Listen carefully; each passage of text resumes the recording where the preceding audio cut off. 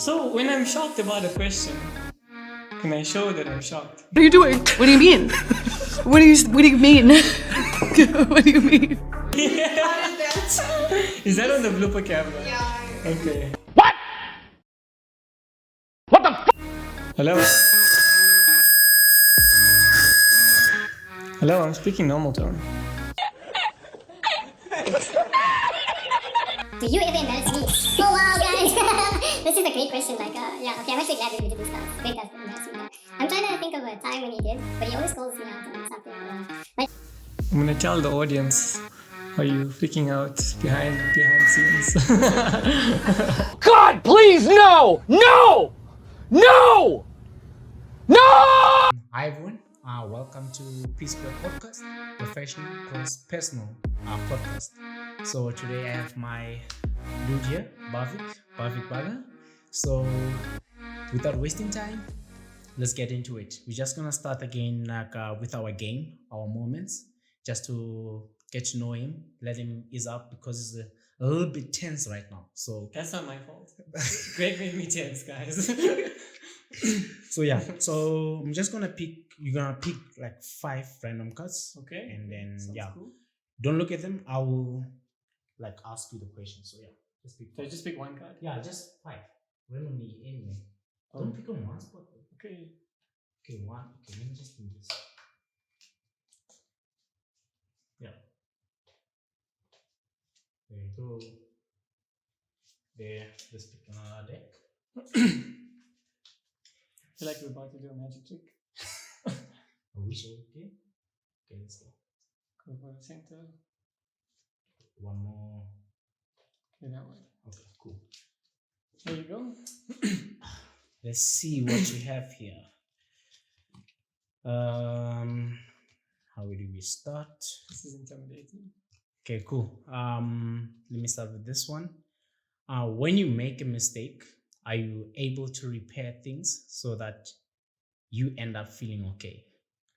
Sure, that's a tough one. I think for me, mistakes are how I learn. So the more mistakes I make, actually, it's a good thing. Okay.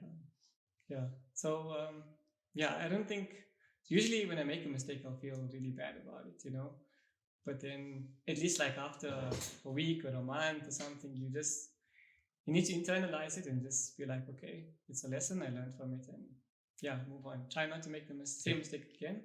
But if you do, it happens. I mean, that's life. Okay, cool.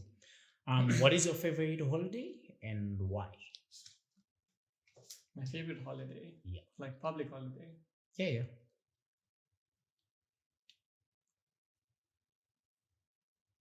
Sure, let me think about this. It can also be a World Engineers Day or something. It's not on calendar, but yeah. Okay, no, I'm thinking. I think if I had to choose one, I think it would be, this is a weird one, but I think New Year's. Oh, okay. New Year's Day. Of course, like New Year's Eve, everything happens, New Year's Eve, right? Yeah. But this one year, anything happens in New Year's Eve, so we don't know what it is. But I think now that I'm a bit older, I think going into New Year's, like I've hit like a reset sort of. So like before New Year's, I'll just need to do some reflection on the year and what I want to achieve in the next year. So I think that's why like New Year's is quite significant. I know everyone has this New Year, New Me thing. Resolutions and all? Yeah, resolutions and all. But I'm trying. You try. Yeah. Okay. Do you want to have kids when you grow up? Yes. Why or why not? You're already grown up. Where are the kids? That's a scary thing though. That's a scary thing, so I do want kids. And I think... How many? I think 2. 2? Yeah. Okay. Yeah, I think I don't know, I love kids. You love kids? Yeah. Okay. Don't have kids. I'll have kids for you, then I'll bring them to your house first. So. Okay. Do I ever embarrass you? Do you ever embarrass me? Oh wow, guys. This is a great question. Okay, I'm actually glad we did these cards. Greg does embarrass me, yeah. I'm trying to think of a time when he did. but he always calls me out on something, or like you Which see, is a I good feel like today it's gonna embarrass me so much, and I've already caught a glimpse of some of these topics, and that's why I'm kind of nervous, because I've seen a little bit of what's gonna happen. But I know it's all in good fun, so I don't. I never embarrass you. What? I never embarrass you. No, he's gonna call me out and stuff. I'm telling you. Yeah, me calling you out on stuff is a good thing. There are friends out there that are pretending and not calling you out, so Okay, fair enough. It's a true friend. exactly. Yeah. Last one. When you get really angry, how do you help yourself calm down? Yo, that's a that's a tough one, because I have to say that I am only human. So sometimes it's been a while since I've been like angry, you know. Yeah. But yeah, I think if I have to calm myself down, I don't think I'll be calm in the heat of the moment or whatever. Yeah. I'll need like at least time on my own, not in front of people. Oh, I need to okay. isolate myself, think, and just reset. Well, yeah. I can attest to that. You isolate yourself. Let's not get into details. Why did you have to say that? Maybe we'll get into it. You'll see. You'll shit. see. Okay. Okay, then looking into your childhood, tell me, who's Bhavik? How's Bhavik? Yo, How was Bhavik? These are such deep questions. I'm not sure like how to. Well, what's the first thing that comes into your head? It can be a moment, anything like. Yo, I don't know. These are tough questions, guys. You know, these are the type of questions when they say, "So tell me about yourself." But yeah, I have to think of like a childhood memory or something. I just have to say, I think I'm that person that just likes to take it easy. You know. Yeah. I love the outdoors. I love the beach. I'm not sure what else you want from me. What but, do you mean you like the beach? You are from Bethel. There's no beach there. You grew up like yeah, but I have inland. I like the coast. I like to be at tropical places. I like to be outdoors. I like to be in the sun. That's just me. Like I was never into video games and things like that. Like to be outside. Just okay. Like, so when you were young, were you playing anything like sports-wise, like since you were outside? No, so I'm not really a sporty person, but when I was in high school, I did play tennis. Used to play like cricket and stuff with my family outside, soccer. But yeah, there came to an age when I just stopped doing all that stuff. But yeah, tennis was something that I used to play until Matric. Yeah, this man never played anything. Primary school, chess, high school, tennis, and that was it. Okay. You see the exposing stuff. But checking in, like I just had a chat with you, like your brother, and then just have a chat, like just to try to understand who's Bhavik and all that. Okay. It's like you were expecting me to say something like relax. No. Okay. Yeah, and just checking. Like I asked him like the one thing that you guys like I look forward to, like when you were young, like what is it that you used to do to annoy him? That I used to look forward to. Yeah, like that you guys used to do. It can be any time of the year that you used to do that you annoy him. Something that you used to do that annoys your brother. What is it? Something that I do that annoys my brother. Yeah. Sure, there's a lot of things like, okay, this guy. I don't know if it's an inherent thing or what, but okay, I feel like there's a couple of things, right? Yeah. Let me start with the obvious one. Is growing up in this area, in the is it the Highveld or the? Well, yeah. Yeah, the Highveld, yeah. I don't know. I'm just like allergic to everything, so. My nose flares up, my sinuses, so I'm always like blowing up. It's not because I'm sick, it's just my nose troubles me a lot. And one thing that annoys him, so you can stop doing from now on, stop explaining everything. Oh, okay. Yo, okay. We know you're an engineer. Okay, You like okay. explaining so people can understand stuff. But yeah. Oh, yeah. No, but the thing is, you see, like sometimes he'll. Sometimes like he said like he asked you like a simple question. You just went like overboard like with Yeah, I explanation. know. And sometimes I can see that he's annoyed, but I'll just continue because he asked the question, and if I'm passionate about something, I'll go on about it. Yeah. So yeah. Yeah. So you should stop. Okay, is that Over what- explaining. Okay, so it wasn't the sinuses thing. No, don't worry about Okay. it. So I'm gonna ask questions that you expose yourself. Then Okay. that's not me. You should have just led with the first thing. Nah. So since you saw my questions and you were not supposed to Yeah. see them, There's just two questions I saw. what did you see? No, let's not talk about it. You can ask it and then we'll talk about it. Yeah. So they pulled a prank on you one time, Yeah. and I want you right now to give me that reaction. So they fed Bhavik a body cream, and so right now you are waking up. Give me that facial expression. Oh, okay. Like, so my cousin was like, it actually wasn't a prank. It was honest to God. Just here, do you want some cream? You know. Oh, they gave it to you while you were not sleeping. So no. Oh. So how it was is like I think my cousin had put some cream on her hands, whatever. She was, whatever, and then she had a bit too much, so she was sharing with everyone. You know how, Yeah. how people do. Yeah. So she was just like, "Do you want some cream?" And I was like, "Sure." And then the boss was like, "That's not cream."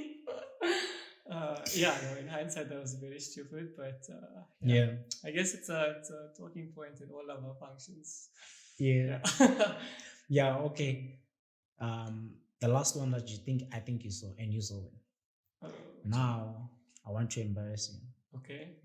with illustration for the people out there. Yeah. Okay. Do it. You saw it, right? What? You saw like on the thing that you say you saw two things. I am assuming the first one was the cream, Yeah. and the second one. Oh, I can't remember. The cream one just caught me off guard. Okay. So Bhavik does this thing that is very weird. There's a lot of things I do that are weird, but okay. You can do this with a what? Oh, okay. Yeah. No, you can do this, Yeah. but with your. Oh, with my foot. But there are other people that can do it as well. It's not so. I've never strange. seen It's just- anyone do it. I've seen people in my family that can do it, and other people as well. Oh, so it's a family thing. Not really, like it's rare. I don't know. Yeah. But do you actually want me to do it? Can you really do it? I can do it, yeah.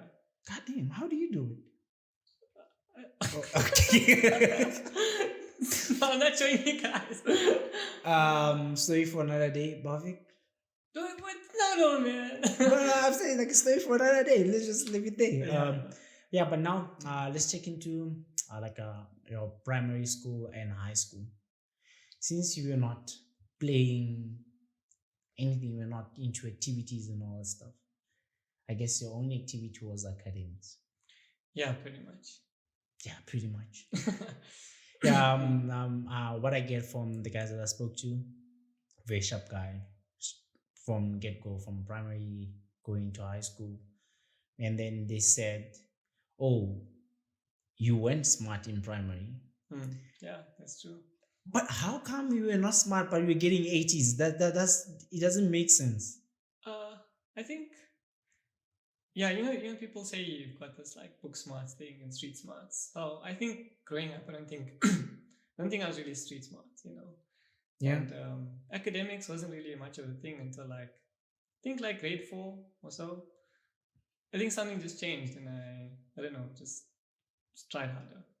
And Try when I- harder. Yeah, when I saw I could do it, and just sort of became like it's not a good thing though. It became like sort of like a competition thing, you know, like with other students and things Yeah. like that. Yeah, I mean, it's definitely. I think looking back now, I wouldn't recommend the competition thing, but I think until But it works. At some point it until at works. least grade 7, the competition thing was what was doing it for me. And then after that, when I got to grade 8 high school, Yeah. then it was just a matter of just doing what I needed to do, and yeah. Mm, But okay. yeah, like I don't know, academics is always an important thing. Yeah, in but my you say life, like you were not that smart, but you're getting 80s, and then Yeah. when you got to high school, that's when you reached the peak. You're getting like flipping 90s. Yeah, I think it's I don't know. Yeah, I think I just got to. I think in the beginning it was you need to adapt to it and stuff. Yeah. But I think at some point it just became a lot more easier and natural. So Yeah, I didn't have okay. to. I wouldn't have to try too hard, if that makes sense. Yeah, but there's one point where you try too hard. You're not good with like a drawing and all of that. Oh yeah, yeah. Yeah, they mentioned like your friend mentioned like you were trying so hard on art and culture. Okay. Trying to to ace art and culture, but you're not good at it, so it was just like that competition, like okay, I need to maintain my mark here. Maybe in grade 4 to 7, sure. I think afterwards, I Yeah. think in grade 8 and 9 we had to do arts. I think that I struggled with. Yeah. I don't think I'm a particularly super artsy creative person, but I used to draw, but not like drawing out of my head. Like if I look at something, I used to just to look and draw. So look and draw. So primary school, guess first in your class. Yeah. High school, first in your class.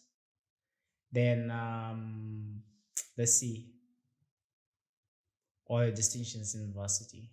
In grade 12. Yeah. And in the province, 14, 15. Yeah.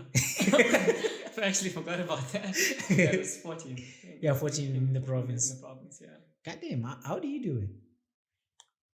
I think as I mentioned, like things just became okay. Let's just cover it, like all of it, like cover everything. Yeah. Primary school, first in your class. High school, first in your class. Yeah. Then 14th in the province. Then going to varsity, came second in your class. Yeah. Okay. Let's cover that. How do you do it? Okay. I think first and foremost, I think I had the environment at home to allow me to study fine. Like when I come home and everything, I mean I had the space for me to study and do my work. And I think growing up in an Indian home as well, academics is a very talked about topic. Yeah. So yeah, I think from primary school, like that was always like told into us, And I guess that's why, like growing up, I think I wasn't so into it, and then eventually I got, kind of into it, and then it became the competition thing. Oh. Okay. Yeah. So I think I definitely had the environment at home to allow me to study. Then secondly as well, I think it was sort of a prove myself type of thing. Yeah. Okay. Like I mentioned, the street smart thing was, it wasn't really a thing. So I just sort of got into the books. I was like, okay, I can do it. And then, I just actually like to learn more. So I would, study hard. And then when I used to get the good marks, and it just motivate me to do better, and and compare with my other friends that were also doing well, and like with the stereotype or whatever they want to call it. Yeah. So like in the Indian community, their parents pushing you and all that. Yeah. But the problem mentioned like there wasn't like that expectation from you guys, like you have to push hard. You guys did that for yourself. Yeah, we did, but I felt like I think in grade 1, grade 2, like there was that expectation, and then at some point that expectation just dropped when we were doing our own thing. Oh yeah. Like okay, but these boys can do it on themselves. You don't have to push them. Yeah. Okay. But I definitely think grade 1 to grade 3 I was pushed.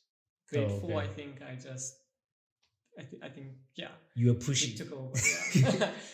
So you were pushing beyond their means. There wasn't an expectation, but it was subtle. I have to say. Okay. It was subtle. Okay. And like obviously I was already doing well. So so.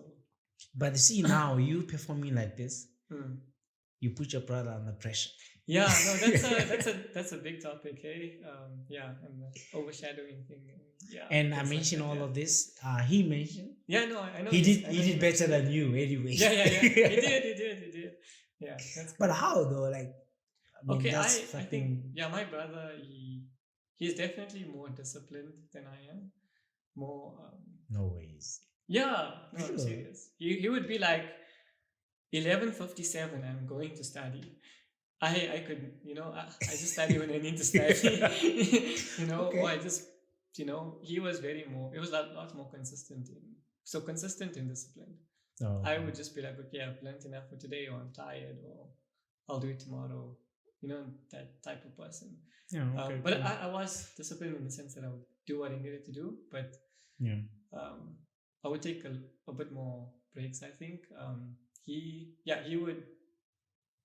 would sit down, study, no noise, nothing. I could work in the noise. Yes, yeah. I needed the noise. Like, so No. I would sit in front of the TV in the dining room, do my work there.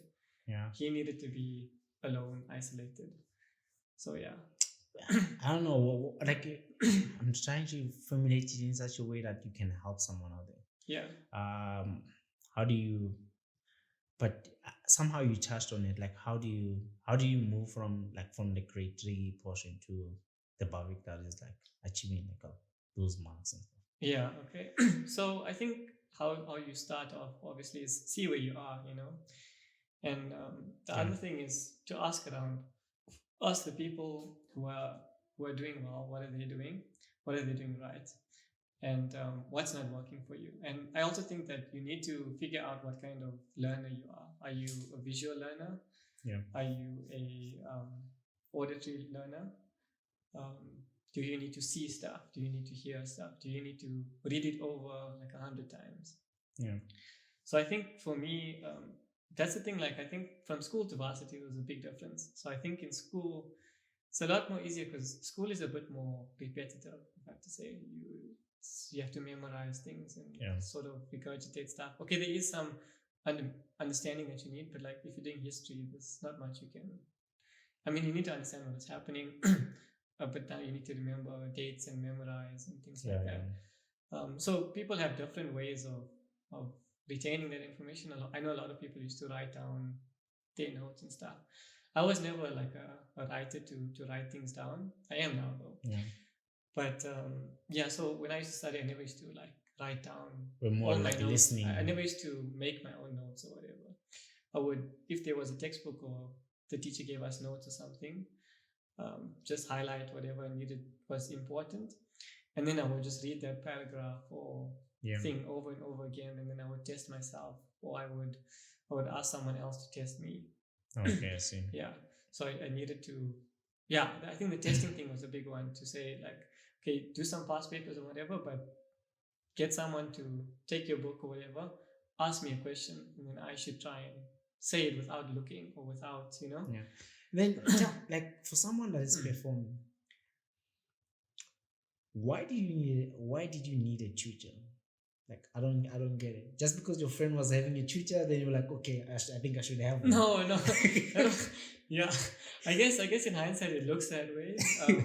But I felt like, so I needed a tutor for math and science. Yeah. I felt like what I was getting from class wasn't enough for my understanding. Because now when you get to like grade 10 and stuff, the memorizing thing doesn't work all the time, especially like for math and science. Like you need to understand a few things, and because the thing is they won't ask you repetitive type questions, or you just need to understand the fundamentals, and that's the difference. So I think I needed help with trying to understand the deeper level to the stuff instead of the surface level stuff. And then in class I felt like we weren't this is gonna sound weird, but I felt like I wasn't understanding. I was retaining but not understanding. Yeah, if that makes sense. But I was still doing well. Yeah. So that is why. What he's trying to say is he was using CPF. What? Cram, pass, and forget. No. Yeah, but okay, cool. Then you from how I understand, okay, let me just put it this way first before I just make assumptions. How do you come about choosing chemical engineering? Was it like first choice or? Okay, so I think when it comes to like choosing what you want to study, that thought started around grade 10, grade 9, Yeah. when you need to start choosing your subjects. And back then, I actually didn't know what I wanted to do, but I knew I wanted to get into something technical, something with maths and science. Yeah. So yeah, it started off with the subjects I chose. So it was maths and physics, and my school had IT as well. Yeah. So so in terms of like what I wanted to study, I didn't know actually. Grade 11 also, I didn't know. And you usually apply with your grade 11 marks. So yeah, and then in grade 12 we had a lot of different companies or schools come to our university, like sort of like an expo thing. To our school, like an expo, just to like a career expo thing. And once a week, some person would come. There would be like a business school or something. So yeah, that was definitely a major help. And I think initially I was thinking, maybe I want to go into medicine or in IT, computer science or something. Engineering wasn't really on the board. But yeah, something sciencey like chemistry or something, like in a lab type thing. And but at that point I hadn't decided. I just liked maths and I liked physics and chemistry. See, that's I liked chemistry more than physics. And I think all us chemical engineers are going to say that on this podcast. But yeah, so one day on these expo days, Sasol, and I live in Bethel, which is like 30 minutes from Secunda. So I think Sasol has sort of a presence in the community here. So Sasol came to my school and they sort of gave us like a presentation of this bursary program that they're offering and the different subjects that they're offering for and what your marks need to be and what the benefits are. And I was like, this sounds cool. I don't know what I'm going to do, but you know what, let me apply. So then when I had to choose, I was like, okay, from all of the options, I was like, I think I relate most with chemical engineering. Not that I knew what chemical engineering was. I was like, chemistry. This is it. This is the one. Then I think I just Googled it and I just read that chemical engineers convert raw materials into products or into useful everyday products, and they can work in a variety of different fields. And I think that's what got me into it. And I think at that point in Matric, that's pretty much all I knew. Just what way we can work more or less, and it's a mixture of chemistry and maths. That's what based my decision. Yeah, and like, then me I too, applied math and science. Like this is it. I applied for the bursary, and I also when I applied to universities, I applied for chemical engineering and computer science or IT as my second. Yeah, I know. Like UP, you have only 2 options to choose from. Yeah, so I applied. I think this was 3. Wits was 3, but I don't know why I chose like 4 options. Okay. So for UP, I applied for chemical engineering, my top priority, and then the second choice was IT, and then at Wits I applied for Chem Eng as well, computer science. And the second choice, the third choice, I didn't know what else, and I feel like I couldn't make up my mind, And I just heard all these people talking about, actuarial science and this, so I just put it there, I was like, why not? That was like my last option. And then I think BITS does this thing where you can, I think if you apply for a BSc, you also get admitted to Bachelor of Science as like a 4th option. I'm not sure. No. That's what I remember seeing. Okay. But yeah, you're from BITS, so you should know. Yeah, that's the thing. It was confusing for me. I knew I wanted to do chemical engineering. I applied there, then like no. Before I continue, I must choose like second option. I was like, at that point you don't know. I don't know. This is what I want to do, or there's no second option. Also, you knew exactly what. I just wanted. Okay. It was someone who actually knew what he wanted to get himself. But I got a surprise like everybody else. Okay. So everyone else had second options, but you did. Yeah. But like honestly, for someone who's out there, who's in love or who's passionate about mathematics and science, and then they want to pursue a career in chemical engineering, what would be your explanation of what chemical engineering is? To someone who doesn't know what it is. Yeah, just like just like you knew you were good in math and science, Yeah. and that's something that you like, Yeah. but really to check. I think in my life I've had to, since I started working, I've had to explain to many people what I actually do at work. So I've come up with an answer which I think should be simple enough for everyone to understand. And you can help me out here. So, like I mentioned, when I was applying, I thought chemistry and maths, and they just convert to all materials into products. So I think getting into it, I thought we work in the lab and did lab stuff. Yeah. Can't describe it more than that. The people you saw on TV. Yeah, I the think beakers and exactly. You the think glasses chemistry, and- like yeah. I'm gonna be in the And lab. that's the stuff thing, like like that, even yeah. when you apply for like the bursary or you Google it, that's what they show Show you you, as well. yeah. So yeah, it's a different thing. But I think if I have to explain it in very simple terms, I think if you think of a chemist comes up with let's say comes up with a formula to make a new let me try and make it simple. A chemist comes up with a formula or like a recipe, sort of like baking or whatever, to make this new compound. I'm going to use petrol, for example, because That's what you do. yeah, I think yeah, That's a product. that's what we do. Yeah, so the chemist will be in a lab. They'll do their lab things.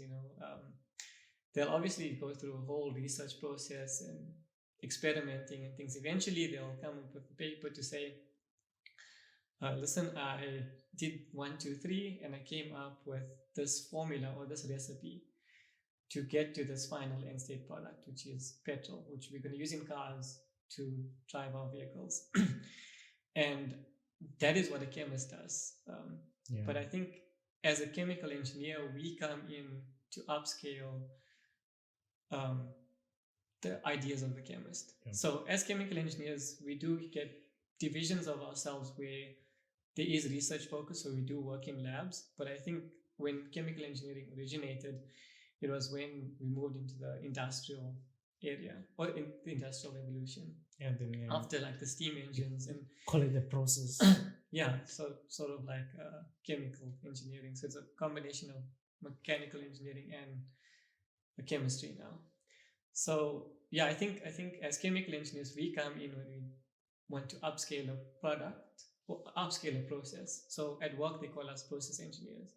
So if we look at a chemist, for example, they will take the raw materials, they will do some pre-processing, they will filter it, they will clean it up, they'll heat it up, they'll pressurize it or something, put it into a small reactor. Then after that small reactor, then they need to obviously separate their final products. They'll have some extra byproducts and stuff like that. So then there'll be some more cleanup steps. Now the question is, how do you get from doing everything with your hands to doing everything on a large scale and producing megatons of it? And I think that's where chemical engineers come in. So now we would come in to design the process. So we would use the research based on papers from chemists and other chemical engineers as well to size equipment, to design the process, to say, okay, first we need to process our feed streams, we need to clean it up, then we need to react it. Once we have our reacted products or our desired product, let's say I've got petrol, now I've got all this other, I'm going to say junk there, I also need to separate it out because my client or my consumer is not going to want 60% quality. You can product just or say something. like with petrol. Yeah, you let's call say it 93. Let's say they don't want 67 or whatever. Exactly. Yeah. So that is why we need to meet specifications. So we separate again, then we need to store. And during this process, there's always like heating up, and chemical engineers come with the movement of the mass and transfer the energy. So we call it mass and energy balances. Because it's not like in a lab, you can just put something on a stove and heat it up. Yeah. If you're talking about something tons, now you need to think of, you need to think of a lot of things, and that's where we come in. So I would say yeah, I don't know. I think that's something. Yeah, like what do you think? Yeah, you just explain like into detail. So anyone who's watching this, Yeah. you want to be a chemical engineer, you're not chemical, you're a process engineer. Yeah. But Keep that in mind. I just want to add something to that. So I think, like I mentioned, there's different fields and aspects we can Yeah. find ourselves in. So for a new process, designing a new plant, you would come in with the design, and there's different phases of the design. Then you get like us that are working for a reputable company now. It's already there, like Sasol, for example. Now, as chemical engineers, we come in with the maintenance and operation optimization of those processes. Yeah. So yeah, And you can find be yourself in in projects again, like you mentioned. Yeah, So- yeah. So it's not to say that what I'm doing is the only thing that chemical engineers can do. Like we find ourselves in banks with Exactly. Yeah. as process engineers, we optimize and streamline processes.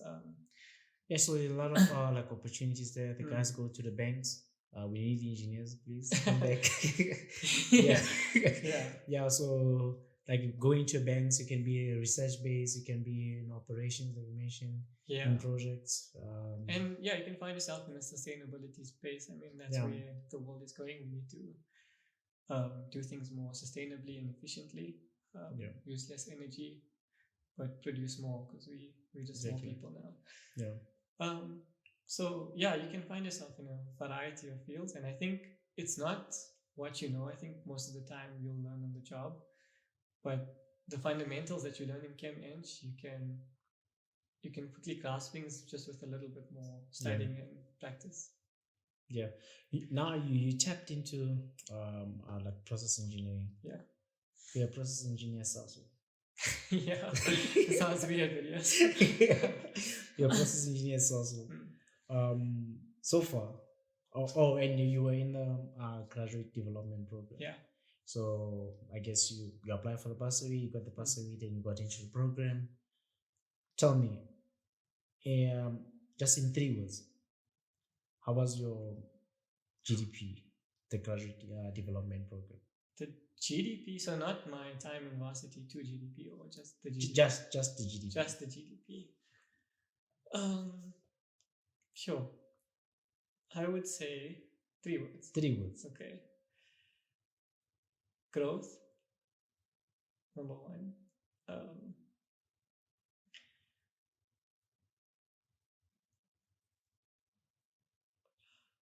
Growth. 30 minutes later.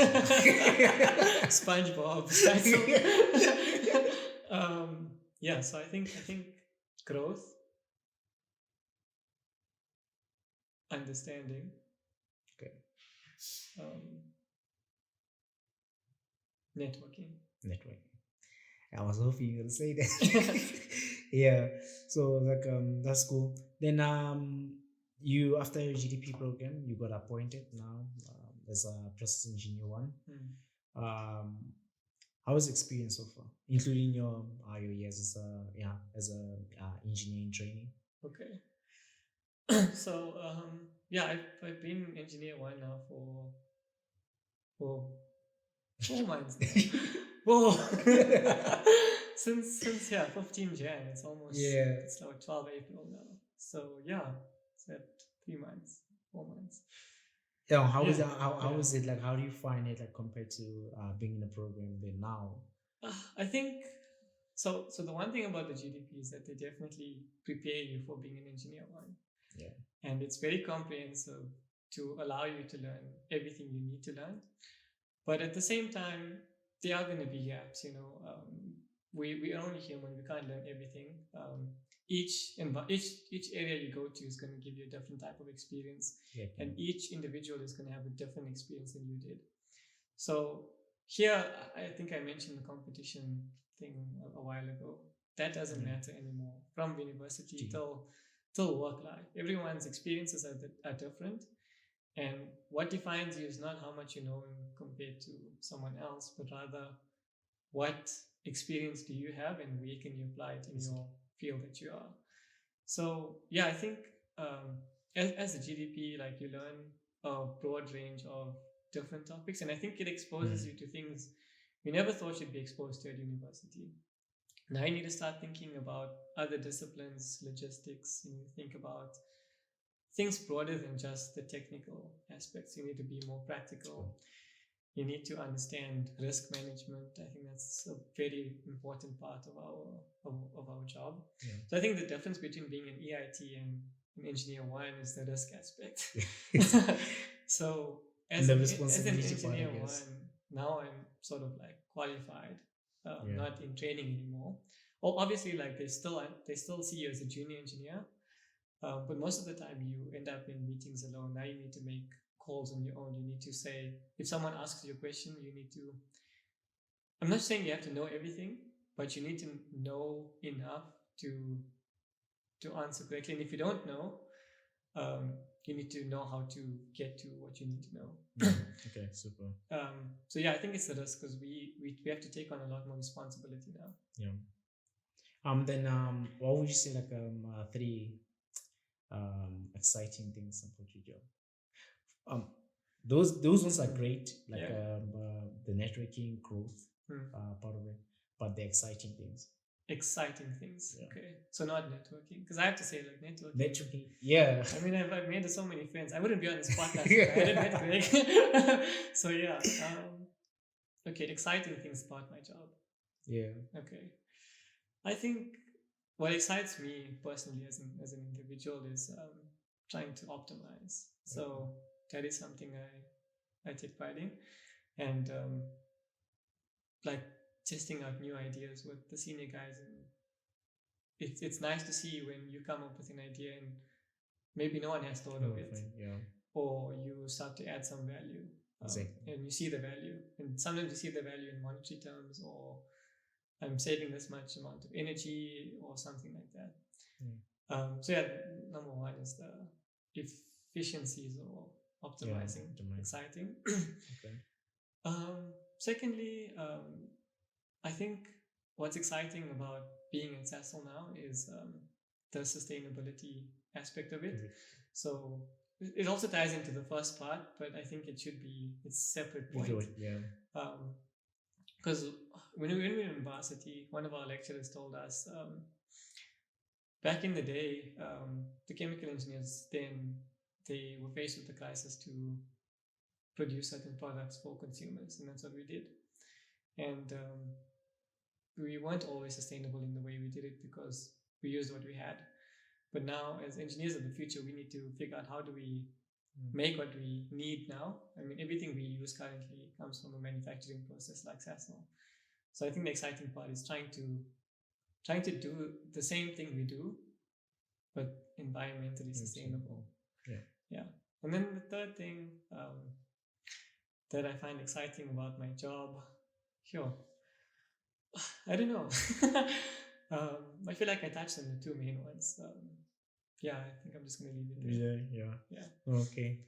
Then still again, these questions are linked actually. Yeah. Okay. Then what would you say like is the one thing that is the hardest thing about your job? Okay.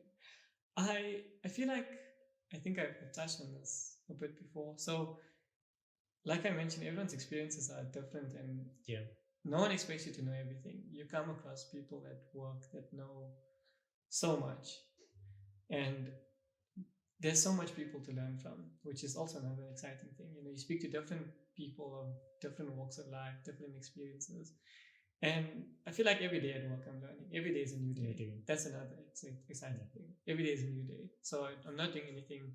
Okay, we do some repetitive tasks, but what I like about my job is we're faced with new problems and we have to come up with a solution. Most of the time we don't have a solution, and it's a team effort.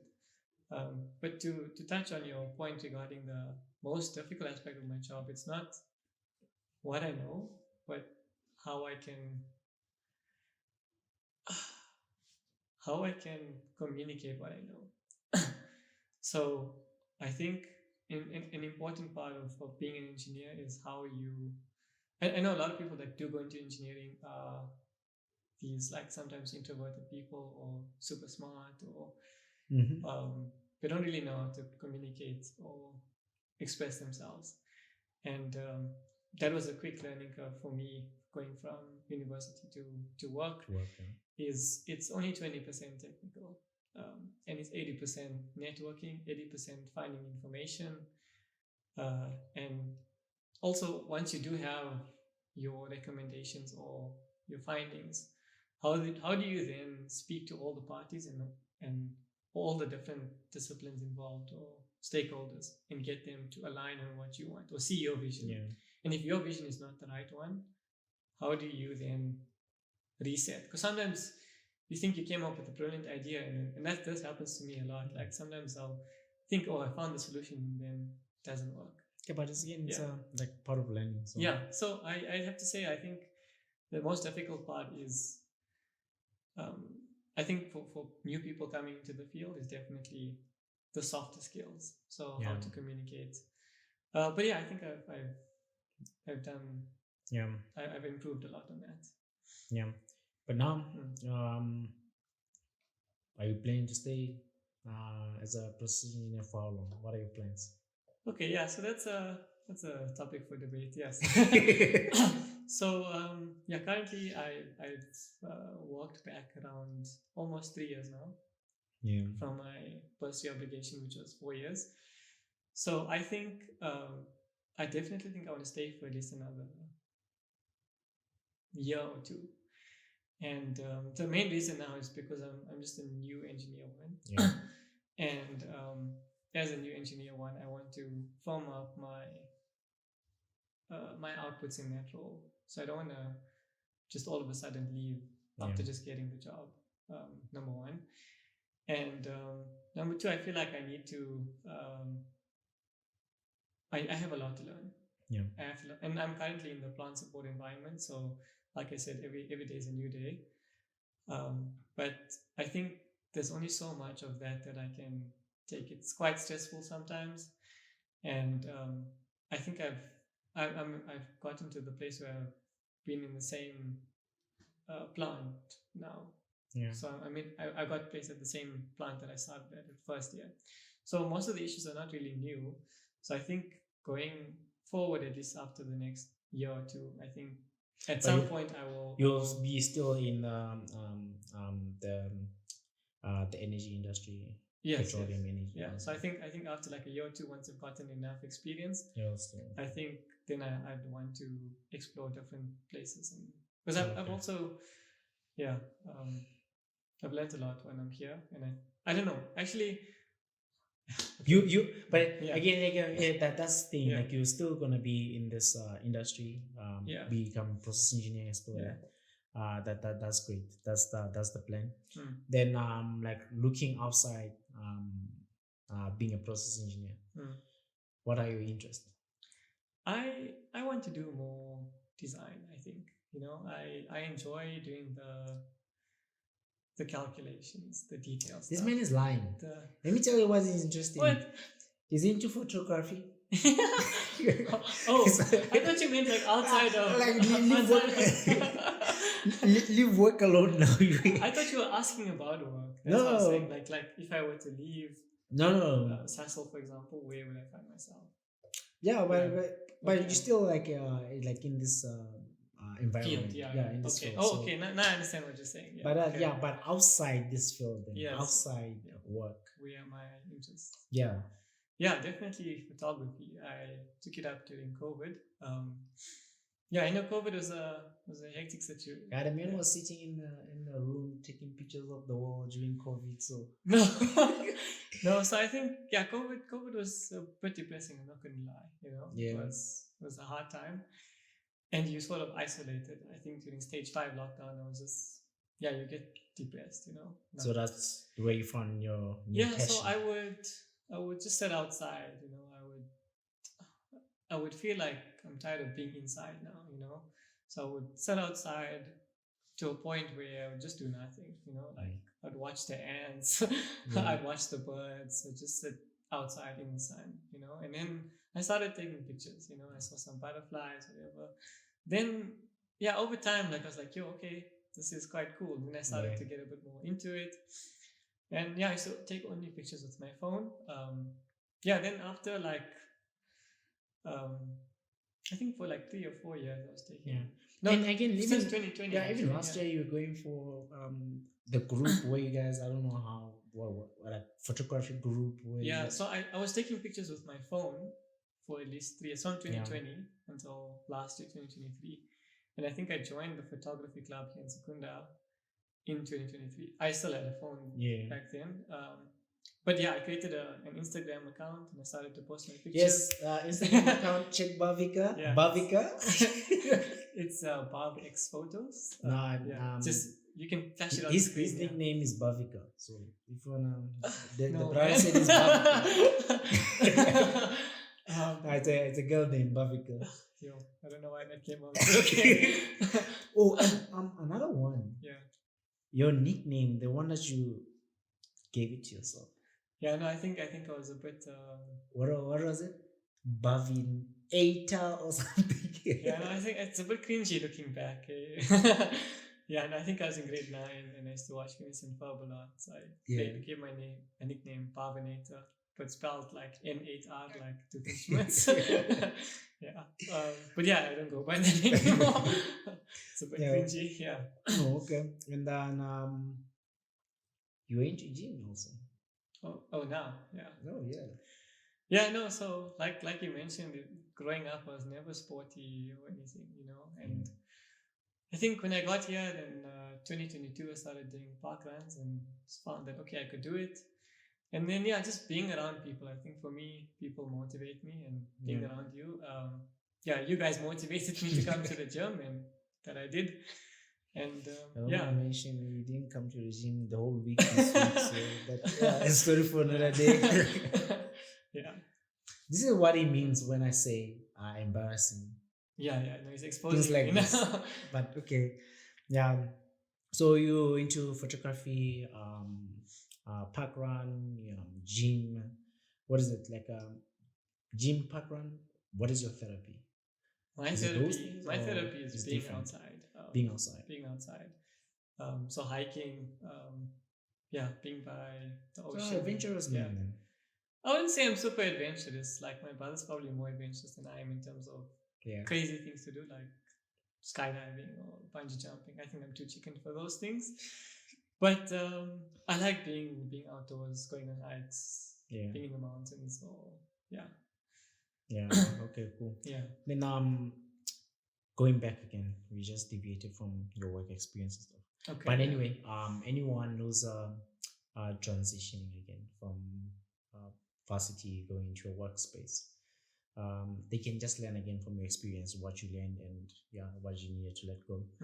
But what would you say, like, just simply, if you had to put it in a simple sentence, what is it that they need to look out for? Transitioning from university. I think one sentence to say it all is when you finish university, you're like so excited. Oh, I got this degree now. I've done the hardest degree that I thought I could do, and it's so challenging. Nothing can take me down now. So I think when we finish university, we think we know everything. When we get to work, we realize we know nothing. So I think, to someone just starting work, I think know that you will always keep learning and don't think that you know everything. Yeah. And also, I think the best way to learn is sometimes studying can only get you so far. You need to apply it in practice. You need to make mistakes. You need to ask questions. And don't be afraid to ask questions. That's how I learned. I used to bother my seniors every day, asking them questions. Sometimes even I used to ask the same question, like multiple times. But that's how I learn. I learn by asking and by making the mistakes. And then, as in EIT, you are afforded that chance to make mistakes. You don't have as much responsibility. So that is the best time to figure things out, to ask the questions. Yeah. Okay, perfect. Then diving back into your personal life, I know like a religious man. How would you compare yourself from childhood, like your spiritual level compared to now? I think growing up, also being in an Indian home, so I'm Hindu. Yeah. We found ourselves doing a lot of cultural and religious things, but we don't understand the meaning behind it. So I think growing up from childhood to now, I'm trying to understand why we do the things we do. Yeah. And I feel like I am trying to get more in touch with my spiritual self. Yeah. So And I would you say also- I feel like I'm more spiritual than religious. Yeah. So sometimes there are things we do which don't make sense, and then we question because either they were done in the past, and if you ask the questions as to why we do it, no one really knows nowadays, or that's how they've been doing it. But there was a logical explanation back then. But now, if you sometimes have to think about certain things, it doesn't always make sense. Yeah. So yeah, I think I'm trying to find myself. And yeah. when you're looking into like auspicious days, like I know here in Sakuna there's like no temple, so you go back home. Yeah, so in Bethel we do have a Hindu community, so we gather together as a community and pray. Okay. On the auspicious days. For someone who doesn't know all these cultural stuff, like religion, like different types of religion, how would you explain to someone who asks like, what is Hindu? What is Hinduism? Yeah. I think yes. I think when people think about Hinduism, the first thing that pops into mind is all the gods. I think for me, and the way I grew up understanding it is there's one God, and there's multiple different forms of him. And I think Hinduism teaches you to respect other religions, and each person's choice. At the end of the day, it is a choice to believe in something. And I do believe in God. And I think as for Hinduism, it's one God and multiple forms. And God is everywhere. You can serve God by serving man, serving nature. Life is all around us, and that is where God is. Okay. Then we touched on your therapy. We touched your academic background. We touched on your pranks and your stuff. Some weird stuff that you do. Okay. We're not gonna touch on other stuff. But just like to just close it up, we got time. no. Okay. We've been talking, I don't know for how long now, but just like I just want to see like what if you have to leave anyone there that's watching, any wise words, any uplifting words, what would you tell them? Don't look at me. They are deep. So I know my brother said I like to explain a lot. So if you don't mind, I want to say a few things. Oh yeah, he's been explaining, eh? Yeah, I can see he's trying to deviate me. I think for someone leaving high school or trying to figure it out, I think it's okay to not know where you want to go. But when you do decide what you want to study or what you want to do after school and university, I think growing up, I used to always make plans, So I would be like, okay, I want to be at Sasol for a certain amount of time and do this and this. And as I got through doing backwork and stuff, my views kept changing. So I think you should allow yourself to grow and don't plan everything. Be okay with not knowing everything, but have a vision for yourself. In terms of motivating yourself, you need to, at the end of the day, you need to be passionate about what you're doing. You can study as hard as you want, you can get the good marks you need, but at the end of the day, when you start working, you're going to be in that career for some time. You don't want to be unhappy at that point. So you should always, I think if you're in university or if you're at work or in school, you need to think, and I think you need to do some self-reflection and think about what do you want to do and what do you enjoy and where do you get your energy from. Okay, super. Then summary of Bhavik. No worries, you are academic guru, I guess. Even now, like in your career, you're still like excelling. that I can attest to. But Thanks, before we close off, pick 3 more cards. Okay. Again. Cool. This will last more. Let's go again. Random.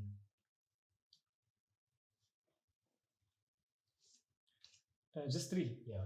Okay. 3. Cool. Okay, and right now I'm your brother, right? Don't over explain it. Okay, I'm sorry, guys. Okay, This is maybe Greg's most boring talk. I don't know. Okay, name 3 foods you would never eat. I would never eat Yeah. popo.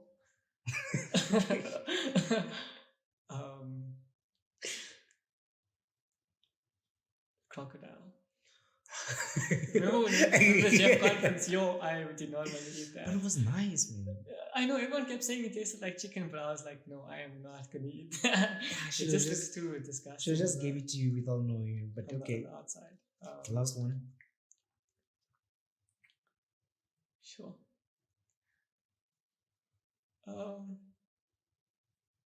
Yo, I don't know. You don't know. Yeah. Okay. What do you think makes a happy family?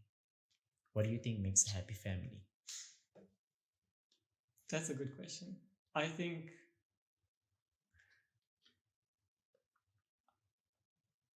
sure. This is a difficult question actually if you think about it. Look Yeah. at it. Kids. Yeah. What do you think makes a happy family? I think at the end of the day, it's feeling safe. Feeling safe in the environment you are allows Yeah. you to love each other and to trust each other, to be honest and open with each other. And at the end of the day, that's what makes people happy. If you Yeah. are feeling safe, if you're always feeling anxious or stressed or something, you're not always good. And if you don't feel like you can talk to someone, yeah, you're not going to feel like you're in a happy situation as well. Yeah. Okay. Last one. What are the most important things your parents have taught you? Ending this thing with a bang, eh? Yeah, I would say respect. Yeah. Yeah, respect for your elders, respect for young people younger than you, people that are not on the same wavelength as you, people of all different backgrounds. Yeah. Yeah. Okay. Then I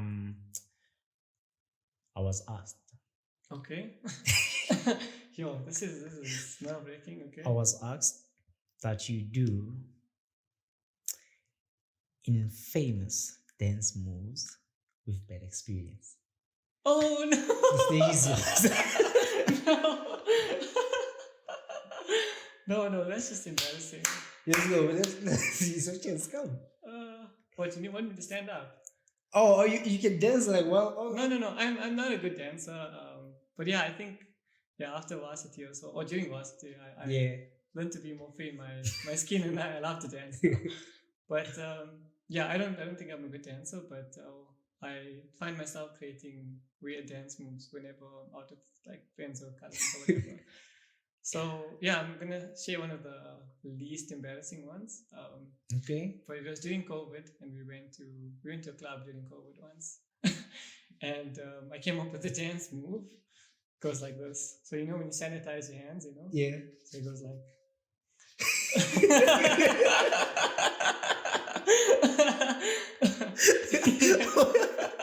Okay. Yeah. Okay. Oh, I see you, man. I Yeah. see you. And then you can obviously like mix it with some leg movements and everything, Okay. Yeah. Okay. I'll just try it. Okay. Cool. Yeah. Just from my side, just thank you again. Thank you for supporting me, supporting the people out there. Everyone's Thanks for watching. having me, Greg. It's a privilege to be on this channel, and I'm really impressed with what Greg is doing. I think I wish I had watched videos like this when I was figuring out what I wanted to do. Yeah. Yeah, So, then you yeah. have people like you sharing that light so people don't make mistakes. So Yeah. that's a good thing. But again, just from personal experience, wherever you are, you're a guy that shows like you're not shaken by other people's opinions. You just don't care. Then you're like most, I know people who do, but Okay. when it comes to you, like you just don't care. You just do Okay. Bhavik. That's great. Yeah, and I don't want to mention the academic guru. I've already explained it. And then you're always like there, willing to help whenever you wherever you can. And yeah, he explains stuff too. Yeah. I'm sorry. Yeah. Okay. Yeah, I didn't know this but one thing I like I is didn't know that was a no, thing, no, but okay. no. But one thing I like about it is you explain to a level where like someone understands. So you can even see like if someone like, oh, I understand, like, okay, no, you don't understand. You keep on going until they properly get it. So yeah, Okay. from my side, I never come across like one time when I asked you for something and just push me aside or something. So, but yeah, Thanks, Greg. overall, he's not a bad friend except for skipping gym and all that. But yeah, yeah. But again, thank you, man. Then everyone there, show some love for the channel. Yeah. Like, share, subscribe. It's great. I can't say it again. Like, share, subscribe, It's great. and share with your family, friends. I can't do this by myself, so I'm depending on the guys there also to share this, so someone out there can be helped. So yeah, cool news. Thanks, man.